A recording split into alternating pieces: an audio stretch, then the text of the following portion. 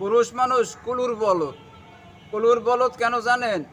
সে সারাদিন পরিশ্রম করে তার স্ত্রীকে সুখী রাখার জন্য।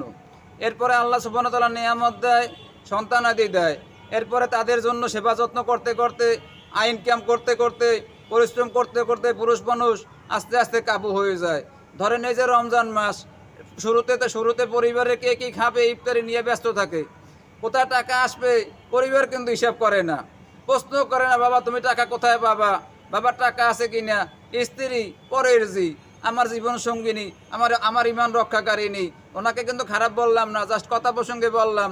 সেও চিন্তা করে না যে টাকা কোথা থেকে আসবে। সেও বলে এইটা লাগবে, ওইটা লাগবে। এরপরে যখন রমজান মাস মোটামুটি মাঝের দিকে আসে, সন্তানের কাপড় চোপড় লাগবে, অমুকের এইটা দেয়া লাগবে, তমুকের এইটা দেয়া লাগবে, নাইলে কেমন দেখায়, ফর্মালিটি। কিন্তু একবারও কিন্তু স্ত্রী এবং সন্তানরা বলে না যে তোমার জন্য কিছু কিনো, তোমার পায়ের স্যান্ডেল ছিঁড়ে গেছে, তোমার গায়ের জামাটা পূরণ হয়ে গেছে, তোমার চুলগুলো বড় হয়ে গেছে, এগুলো সব কিছু সুন্দর করো, একবারও বলে না।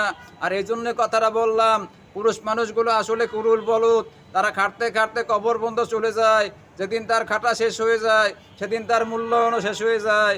যেভাবে রাজার বাগের ঘোড়াগুলো যেদিন সবসময় দাঁড়িয়ে থাকে, যেদিন সে বসে পড়ে তার দাম অর্ধেক হয়ে যায়, পুরুষগুলো ঠিক ওভাবে মূল্যহীন হয়ে যায়।